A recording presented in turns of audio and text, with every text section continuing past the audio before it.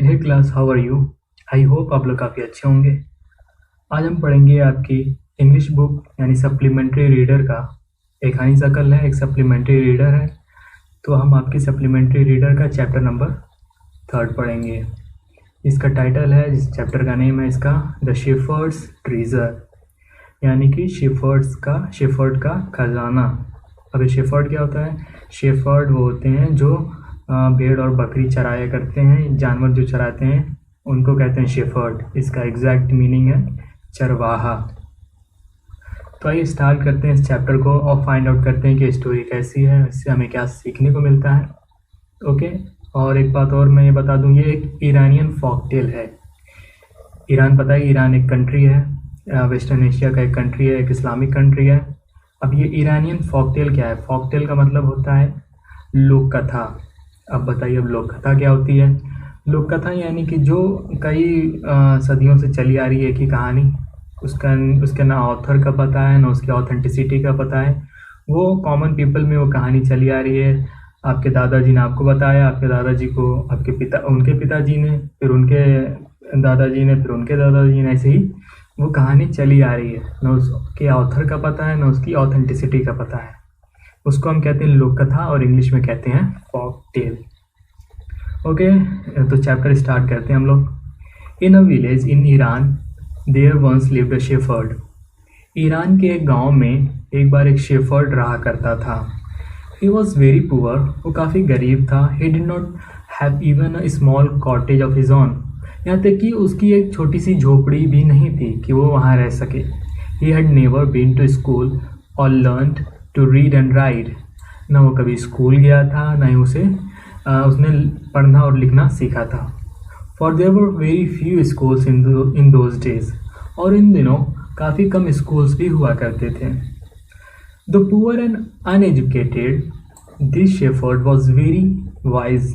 हालांकि वो गरीब था, अनएजुकेटेड था, उसके पास एजुकेशन नहीं थी, फिर भी ये शेफर्ड जो था, शेफर्ड यानी चरवाहा, ये जो शेफर्ड था वो काफ़ी ज़्यादा चालाक था। He understood people's sorrows and troubles and help them face their problems with courage and common sense. वो लोगों के दुखों को समझता था, सोरोज यानी दुख, गम, और उनकी ट्रबल्स को, उनकी परेशानियों को समझता था और उनकी मदद करता था ताकि वो अपनी प्रॉब्लम्स को करेज के साथ और अपने कॉमन सेंस के साथ, अपने दिमाग के साथ उसका, अपने सोरोज को, ट्रबल्स को फेस कर सकें। Many people came to him for advice. बहुत सारे लोग उसके पास एडवाइस के लिए आते थे। Soon he became famous for his wisdom and friendly nature. तो जल्दी ही वो काफ़ी ज़्यादा फेमस हो गया। किस लिए वो फेमस हुआ? अपने विजडम के लिए। विजडम क्या होता है? विजडम यानी कि इंटेलिजेंस, अपनी इंटेलिजेंस के लिए, अपनी बुद्धिमत्ता के लिए वो काफ़ी फेमस हो गया। और अपने फ्रेंडली नेचर के लिए, उसका जो नेचर था वो काफ़ी फ्रेंडली था, काफ़ी वो लोगों से पोलाइट रहा करता था। The king of that country heard about him and thought of meeting him. जो उस कंट्री का किंग था वो उसके बारे में सुना। किसके बारे में? शेफर्ड के बारे में, और उससे मिलने के लिए सोचा। तो फिर क्या हुआ? Disguised as a shepherd and riding on a mule, one day the king came to the cave where the wise shepherd lived. Disguised यानी कि भेष बदलना। वो किसका भेष बदल के आया था? वो एक शेफर्ड जो किंग था वहाँ का, उस कंट्री का, वो एक शेफर्ड का भेष बदल के एक म्यूल पे आया। म्यूल यानी कि खच्चर। खच्चर जो कि गधे से थोड़ा बड़ा होता है और घोड़े से थोड़ा छोटा होता है, वो होता है खच्चर। ठीक है। तो वो जो किंग था उस कंट्री का, वो अपना भेष बदल के आता है किसके पास? उसके पास जो वो शेफर्ड रहता है। वो ये खुद किंग जो है वो शेफर्ड का भेष बदल के आ रहे हैं किसके पास? वो शेफर्ड जिसके पास विजडम रहती है, जिसके पास, जो काफ़ी हम्बल रहता है लोगों के साथ और जो काफ़ी फेमस हो चुका होता है। तो जहाँ शेफर्ड रहता था वो किंग, वहाँ पर आते हैं अपना वेश बदल कर। फिर क्या होता है? As soon as the shepherd saw the traveller coming towards the cave, he rose to welcome him.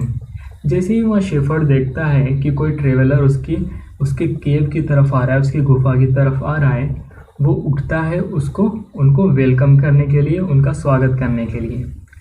He took the tired traveller inside the cave, gave him the water to drink. वो जो रहता है, जो shepherd रहता है, वो traveller को अपने गुफा के अंदर बुलाता है बहुत ही पोलाइट वे में और उन्हें पानी देता है पीने के लिए। And share of his own meagre meal, और वो अपने छोटे से खाने में, छोटे से अपने भोजन में से उसको शेयर करता है किसके साथ? वो जो ट्रेवलर उसकी केव की तरफ आता है, और वो ट्रेवलर सच में कौन रहता है? वो एक किंग रहता है, वो तो भेष बदल के आता है। देखिए फिर आगे क्या होता है। The king rested for the night in the cave and was greatly impressed by the shepherd's hospitality and voice conversation. वो जो किंग रहता है, जो राजा रहता है, वो रात भर उस केव में रुकता है और वो काफ़ी ज़्यादा इम्प्रेस हो जाता है। किस वजह से? शेफर्ड की हॉस्पिटैलिटी की वजह से। यानी कि जो शेफर्ड रहता है वो उनके साथ काफ़ी उनकी अच्छी खातिरदारी करता है, उनके साथ बहुत ही पोलाइट और हम्बल वे में उनको ट्रीट करता है और उनसे काफ़ी वाइज कन्वर्सेशन करता है, ऐसी कन्वर्सेशन जो मीनिंगफुल होती है। ठीक है, आगे देखते हैं क्या होता है। Though still tired the king decided to depart the next morning. हालांकि जो किंग रहता है वो काफ़ी थका होता है, लेकिन फिर भी वो डिसाइड करता है, वो ये फैसला लेता है कि वो अब अगली मॉर्निंग को यहाँ से जाएगा। फिर क्या होता है। He said many thanks for your kindness to a poor traveller. King कहता है कि बहुत बहुत शुक्रिया आपकी काइंडनेस का, आपकी दयालुता का। काइंडनेस यानी दयालुता। आपकी काइंडनेस का टू अ पुअर ट्रेवलर, एक गरीब ट्रेवलर के लिए आपने जो इतनी खिदमत की है उसके लिए आपका बहुत बहुत शुक्रिया। I have a long way to go, permit me to leave. मुझे काफ़ी दूर जाना है, आप मुझे इजाज़त दीजिए कि मैं अब यहाँ से जाऊँ। Looking straight into the eyes of his guest the shepherd replied. Shepherd अपने गेस्ट के, यानी वो जो किंग जो डिस्गाइज करके आते हैं, यानी अपना भेष बदल के आते हैं, उनकी आंखों में देखता है शेफर्ड और क्या कहता है। Thank you your majesty. Your majesty यानी कि मेरे मालिक, मेरे आका, आपका बहुत बहुत शुक्रिया। हाँ, यानी कि महिमा, आप जैसे कहते हैं आपकी जो किंग क्वीन होते हैं, कहते हैं उनको वहाँ के लोग कि आपकी महिमा अपरंपार है, यानी कि आप बहुत ही ज़्यादा मेरे लिए रिस्पेक्टफुल हैं। जो किंग और क्वीन होते हैं जिस कंट्री के, वहाँ के लोग वहाँ के लोगों के लिए वो काफ़ी ज़्यादा रिस्पेक्टफुल होते हैं। ठीक है, तो वो क्या कहता है उनकी आंखों में देख के। Thank you your majesty for paying me the compliment of a visit. कि आपका आप यहाँ आए, ये मुझे बहुत ही अच्छा लगा ये देखकर और आपके साथ कुछ वक्त बिताकर। फिर क्या होता है। The king was astonished as well as pleased. He is indeed very wise, he thought to himself. King astonished हो जाता है, एस्टोनिश यानी कि सरप्राइज हो जाता है ये, और साथ ही साथ वो प्लीज भी होता है, उसको काफ़ी अच्छा भी लगता है। ही इज़ इंडीड वेरी वाइज। और किंग अपने जहन में, अपने दिमाग में ये भी सोचता है कि ये जो बंदा है, ये जो इंसान है, ये काफ़ी ज़्यादा वाइज है, काफ़ी ज़्यादा चालाक भी है। I need people like him to work for me. King फिर ये सोचता है कि मुझे ऐसे लोगों की ज़रूरत है जो इतने वाइज हों, इतने हम्बल हों, इतने पोलाइट हों, जो मेरे लिए काम करें। And the king appointed this humble shepherd the governor of a small district. तो फिर किंग क्या करता है, किंग उसे एक गवर्नर बना देता है, एक छोटे से डिस्ट्रिक्ट का। Okay. Although he rose to power and dignity, the shepherd remained as humble as ever. हालांकि फिर वो जिस शेफर्ड होता है उसके पास पावर भी आ जाती है और डिग्निटी भी आ जाती है, काफ़ी ज़्यादा इज्जत भी उसको मिलने लगती है, फिर भी वो बहुत ही ज़्यादा हम्बल रहता है, बहुत ही ज़्यादा पोलाइट, यानी लोगों के साथ वो बहुत ही अच्छा ट्रीट करता है लोगों को। People loved and honoured him for his wisdom. और लोग भी उसे प्यार करते हैं, उसकी इज्जत करते हैं, उसके विजडम के लिए, यानी उसके इंटेलिजेंस के लिए, उसकी सिंपथी के लिए और उसकी गुडनेस, उसकी अच्छाइयों के लिए। He was kind and just to one and all. वो काफ़ी ज़्यादा काइंड रहता है सबके साथ, सिर्फ एक लोगों के साथ नहीं, वो सब लोगों के साथ एक ही तरह ट्रीट करता है, सबसे अच्छे से पेश आता है। His fame as a fair and wise governor soon spread throughout the country. फिर धीरे धीरे क्या होता है कि पूरे कंट्री में इस शेफर्ड का काफ़ी नाम हो जाता है, क्योंकि अब ये गवर्नर बन जाता है और ये काफ़ी ज़्यादा फेयर रहता है, काफ़ी ज़्यादा ईमानदार रहता है और काफ़ी ज़्यादा चालाक भी रहता है, इसलिए बहुत ही ज़्यादा फेमस हो जाता है पूरी कंट्री में। Now the governors of other provinces grew terribly jealous of him and began to talk to the king against him. Provinces का मतलब होता है प्रांत यानी क्षेत्र। ठीक है, तो जो और दूसरे क्षेत्रों के जो गवर्नर्स रहते हैं, दूसरे प्रोविंसेस के जो गवर्नर्स रहते हैं, वो इससे जलने लगते हैं, क्योंकि ये काफ़ी ज़्यादा फेयर रहता है, काफ़ी ज़्यादा वाइज रहता है, चालाक रहता है औरों के मुकाबले। ठीक है। तो इससे दूसरे प्रोविंसेस के जो गवर्नर रहते हैं वो काफ़ी जलने लगते हैं और इसके बारे में वो किंग से उल्टा सीधा इसके बारे में वो बोलने लगते हैं, इसके अगेंस्ट बात करने लगते हैं जितने भी गवर्नर रहते हैं दूसरे प्रोविंसेस के। दे सेड, वो क्या कहते हैं, he is very dishonest and keeps for himself part of the money that he collects as tax from the people. वो जो दूसरे प्रोविंसेस के गवर्नर रहते हैं वो कहते हैं इसके बारे में कि ये बहुत ही डिसऑनेस्ट है, यानी कि बहुत ही ये इसके अंदर ऑनेस्टी नहीं है, यानी कि ईमानदार नहीं है और ये अपने लिए पैसे रखता है या चुराता है जो लोगों के द्वारा टैक्स दिया जाता है, यानी जो लोग टैक्स पे करते हैं उस डिस्ट्रिक्ट में उसमें से ये कुछ पैसा जो है कि चुरा लेता है, निकाल लेता है। Why did he always carry with him, they added an iron chest. फिर आगे वो लोग क्या कहते हैं, वो दूसरे प्रोविंसेस के गवर्नर ये कहते हैं कि क्यों ये हमेशा अपने साथ एक आयरन चेस्ट लेके घूमता है। आयरन चेस्ट एक लोहे का बक्सा होता है, ठीक है, जिसमें काफ़ी ज़्यादा स्पेस होता है। Perhaps he carried in it the treasure that he had secretly collected। फिर क्या कहते हैं, हो सकता है कि इस आयरन चेस्ट के अंदर वो ट्रेजर रखा हो, खजाना रखा हो जो इसने चोरी चुपके से कलेक्ट किया है। After all, they said mockingly, he was an ordinary shepherd and could behave no better। फिर आखिरी में उन लोग कहते हैं कि ये तो एक मतलब उसका मजाक उड़ाती है, मॉकिंगली यानी कि मजाक उड़ाते हुए। He was an ordinary shepherd and could behave no better। ये एक साधारण सा एक आम सा चरवाहा है, इसकी इससे ज़्यादा क्या औकात होगी, ये अपना काम, ये अपना रंग दिखाई देगा। इस तरीके से उसको काफ़ी ज़्यादा बेइज्जत करते हुए किंग के सामने कहते हैं। फिर क्या होता है आगे देखिए। At the first the king did not pay attention to these reports. शुरू में तो जो किंग रहता है वो इन सारी बातों को इग्नोर करता है। फिर क्या होता है, but how long could he ignore this governors and their endless stories about the shepherd. लेकिन कब तक वो इग्नोर कर सकता था, बार बार किंग से कहा जा रहा है कि वो डिसऑनेस्ट है, वो काफ़ी ज़्यादा वो टैक्स पेयर के जो टैक्स पे करते हैं जो सिटीजन उनके उसमें से कुछ पैसे वो चुरा लेता है।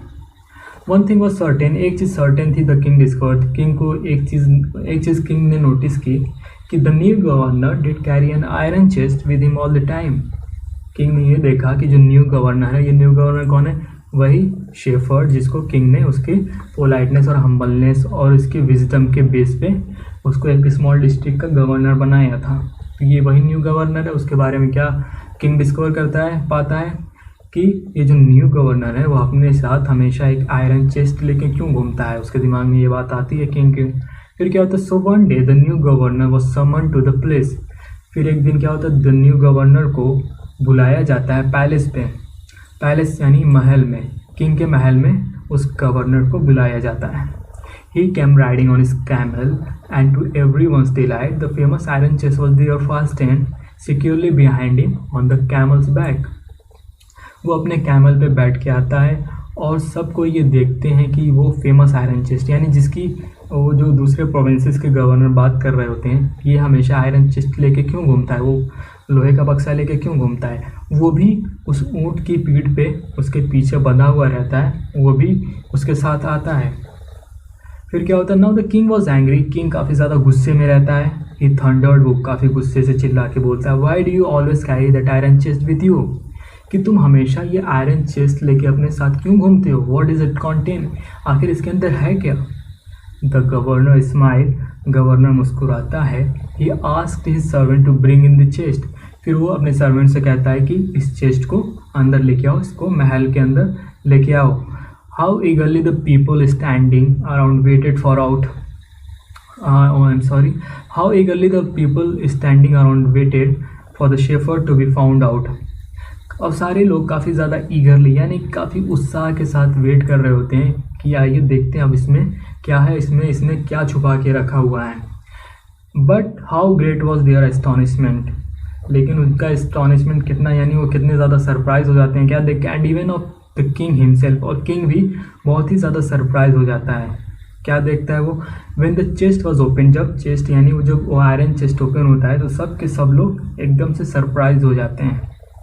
उसके अंदर न गोल्ड और सिल्वर और jewels but an old blanket, न उसके अंदर गोल्ड रहता है, न कोई सिल्वर, न सोना, न चांदी, न कोई जेवरात, बट एन ओल्ड ब्लैंकेट, लेकिन उसके अंदर एक पुराना सा कंबल रहता है। Was all that came out, सिर्फ एक पुराना सा कंबल ही उसके अंदर से उस आयरन चेस्ट से बाहर निकलता है। होल्डिंग इट अप, जो शेफर्ड रहता है, वो जो गवर्नर, स्मॉल डिस्ट्रिक्ट का गवर्नर जिसको किंग ने बनाया हुआ रहता है, वो उस ब्लैंकेट को निकालता है और क्या कहता है, प्राउडली, काफ़ी गर्व के साथ कहता है, द शेफर्ड सेड, क्या कहता है, this my dear master is my only treasure, मेरे मास्टर, मेरे मालिक यही है, वो मेरा सिर्फ यही है मेरा खजाना। I always carry it with me, मैं इसे हमेशा अपने साथ लेके घूमता हूँ, या मैं इसे अपने साथ लेके चलता हूँ, जहाँ भी जाता हूँ मैं इसे अपने साथ ही में रखता हूँ।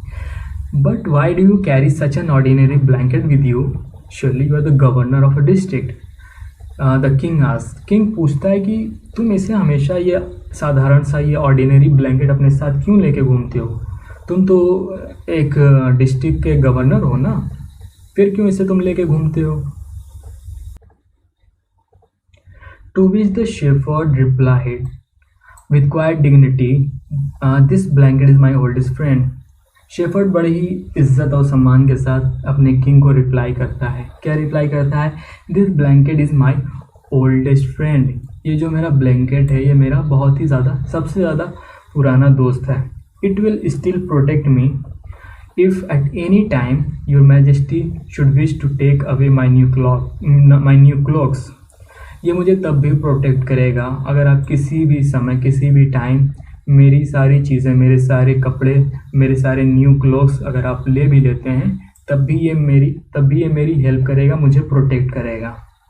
How pleased the king was and how embarrassed the jealous governors became to hear the wise man's reply. ये सुनने के बाद जो किंग था वो काफ़ी ज़्यादा प्लीज्ड हुआ, काफ़ी ज़्यादा उसको प्रसन्नता हुई, खुशी हुई।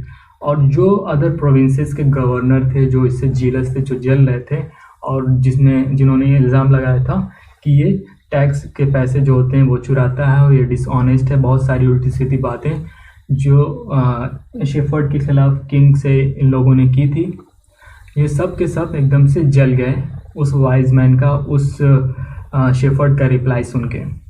नाउ दे न्यू दैट, अब उन्हें पता था कि the shepherd was Indeed the humblest and the wisest man in the land.